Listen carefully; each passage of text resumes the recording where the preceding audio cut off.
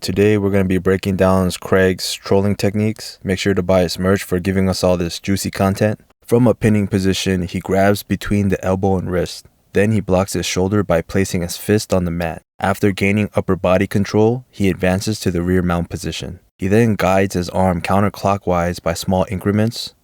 Once Manny's arm is vertical, he readjusts his mount position higher and places his elbow behind his bicep.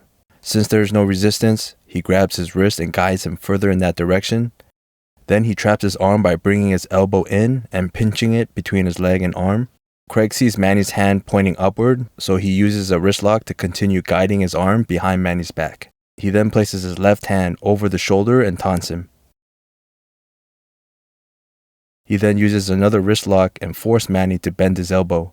Craig then switches his grips on the wrist and grabs the elbow for full control on the arm. He switches his grips one more time and starts to go for the other wrist. Craig continues to taunt him as he struggles. It's important to note that by lowering his upper body, he's putting pressure on the trapped arm as he goes for the other arm. He uses another wrist lock to guide Manny's free arm. Once the arm is against Craig's leg, he uses an underhook to lift his elbow off the mat.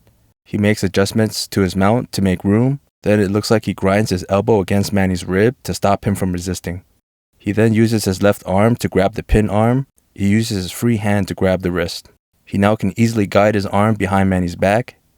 Then he lays on top of his pinned arms, which I thought was the funniest part of this whole sequence. He then pulls down on the shoulder as he applies top pressure. Bringing his elbow in helps keep his arm in place. He then finishes with a rear naked choke. Alright, that's it for now. I'll see you on the next one.